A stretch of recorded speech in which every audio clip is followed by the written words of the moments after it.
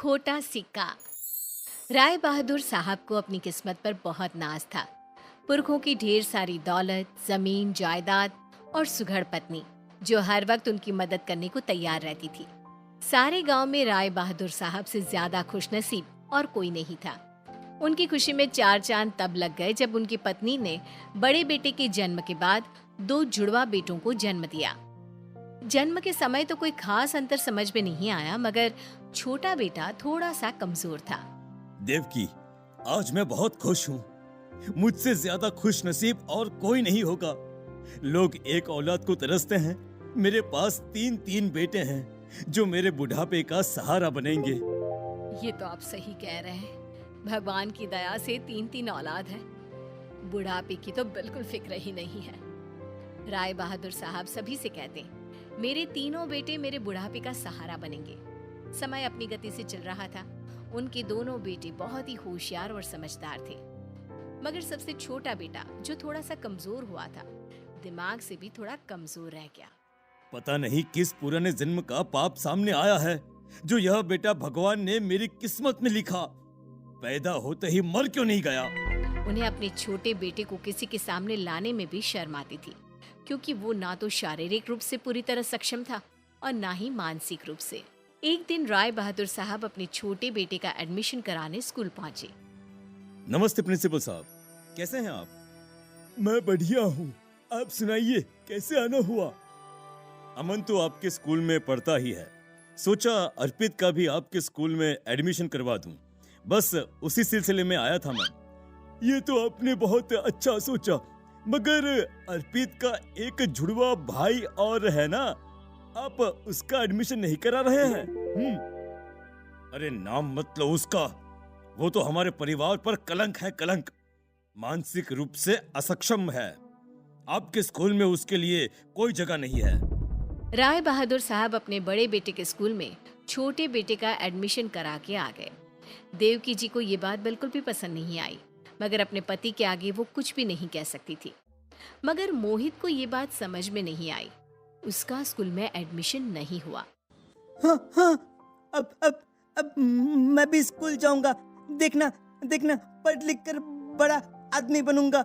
बाबूजी की तरह गांव में सब लोग मेरा भी सम्मान करेंगे।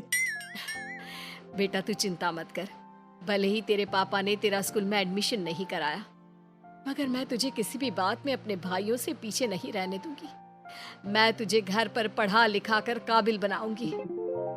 वैसे भी कहते हैं ना, कमजोर बच्चे पर माँ का ज्यादा स्नेह होता है। वैसे ही देवकी जी का अपने बेटे मोहित पर ज्यादा स्नेह था। जब दोनों बेटे स्कूल से आकर वहाँ की पढ़ाई और दूसरे बारे में बातें करते थे, छोटा बेटा माँ के आंचल में छुपकर अपने भाइयों की बातें सुना करता था। एक दिन राय बहादुर साहब बैठक में अपने कर्मचारियों के साथ किसी बात पर डिस्कस कर रहे थे। तभी मोहित वहाँ पहुँच गया।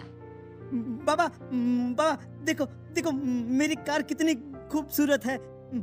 मैं आपको और माँ को इस कार में बिठाकर घुमाने ले जाऊंगा।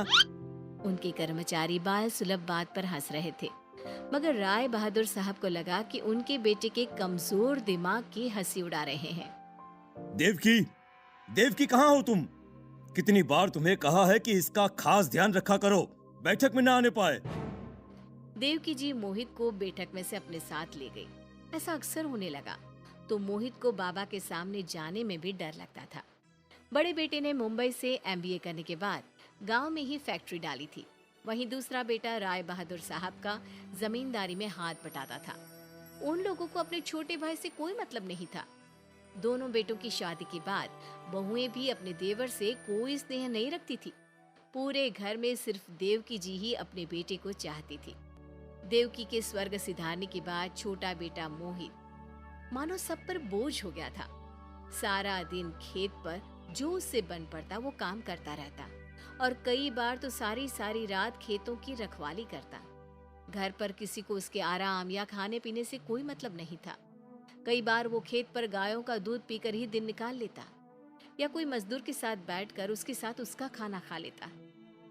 एक दिन अचानक राय बहादुर साहब की तबीयत बहुत खराब हो गई। उनके बेटे हॉस्पिटल लेकर गए। जब मोहित को इसके बारे में पता चला तो वो भागते हुए घर आया। भाभी, पिताजी को क्या हुआ है? उन्हें हॉस्पिटल क्यों ले गए? पहले से परेशान भाभी ने उसे डांट दिया। वो घर के बाहर बैठा अपने भाइयों के आने का इंतजार करने लगा। तभी उसका बड़ा भाई हॉस्पिटल से आया। उसने भी मोहित की किसी भी बात का जवाब नहीं दिया और उदास होकर घर के अंदर चला गया। उसे ये उदास देखकर उसकी पत्नी उसके करीब आई। क्या बात है, पिताजी की तबीयत कैसी है? आप बहुत परेशान दिख रहे हैं। पिताजी की दोनों किडनी फेल हो गई हैं। डॉक्टर ने तुरंत ऑपरेशन करने के लिए कहा है। अर्पित की किडनी के बजाय मेरी किडनी मैच हुई है। ये क्या बात हुई? आप अपनी किडनी पिताजी को नहीं दे सकते हैं? आखिर आपकी भी पूरी जिंदगी आपके सामने बाकी पड़ी है। हम कोई और इंतजाम कर लेंगे। मोहित उन दोनों की बातें सुन रहा था। वो दिमाग से थोड़ा कमजोर था, मगर इतना भी नहीं कि कुछ समझ ना सके। वो तुरंत हॉस्पिटल के डॉक्टर के पास गया। डॉक्टर साहब, मेरे बाबा की तबीयत ठीक है ना? उन्हें किडनी की जरूरत है। आप मेरी किडनी मैच कर देख लीजिए ना। देखिए ना। डॉक्टर ने जांच की तो मोहित की किडनी भी राय बहादुर साहब से मैच कर गई।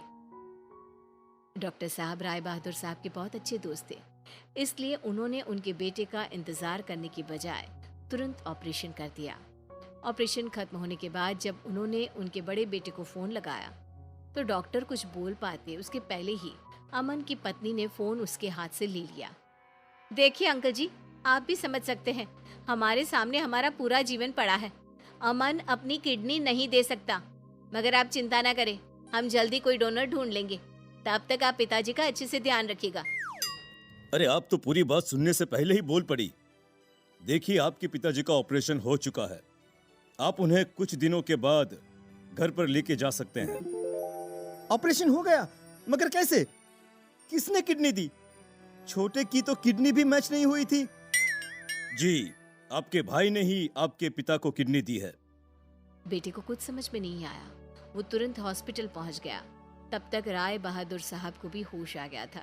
उनके तीनों बेटे उनके सामने खड़े थे। राय बहादुर साहब, आप बहुत खुशकिस्मत हैं। इस जमाने में भी आपके बच्चे आपकी इतनी परवाह करते हैं, वरना आजकल कौन अपने माता पिता का ख्याल रखता है। आपकी दोनों किडनियां खराब हो चुकी थी। आपके बेटे ने ही आपको किडनी दी है। अरे मुझे तो पता था मेरे बेटे मेरे बुढ़ापे का सहारा बनेंगे। आखिर मेरे दोनों बेटे हैं ही इतने लायक। बेटा, तूने ही मुझे किडनी दी है ना? ये सुनकर बड़े बेटे ने गर्दन नीचे झुका ली। तब उन्होंने अपने दूसरे नंबर के बेटे की ओर देखा। तो फिर ये नेक काम तूने किया होगा। उसने भी अपनी नजरें नीची कर ली। तब उन्होंने मोहित को अपने सामने देखकर उसे पूछने की बजाय गुस्से में उसकी ओर देखते हुए मुंह फेर लिया। डॉक्टर साहब, आप तो कह रहे थे मेरे बेटे ने मुझे किडनी दी है, मगर ये दोनों तो मना कर रहे हैं। उनकी बात सुनकर डॉक्टर मुस्कुराने लगे। राय बहादुर साहब, आपका एक बेटा और है, मोहित। ये नेक काम उसी ने किया है। आपके बड़े बेटे ने तो किडनी मैच होते हुए भी किडनी देने से मना कर दिया था। आपका सबसे लायक बेटा तो मोहित है, मोहित। डॉक्टर की बात सुनकर उनके दोनों बड़े बेटे गर्दन नीचे करके खड़े थे। राय बहादुर साहब को भी अपनी गलती का एहसास हुआ और उन्हें मोहित को अपनी औलाद कहने में अब कोई शर्म नहीं बल्कि गर्व महसूस हो रहा था। अब वे पहले से उसका ज्यादा ख्याल रखने लगे थे।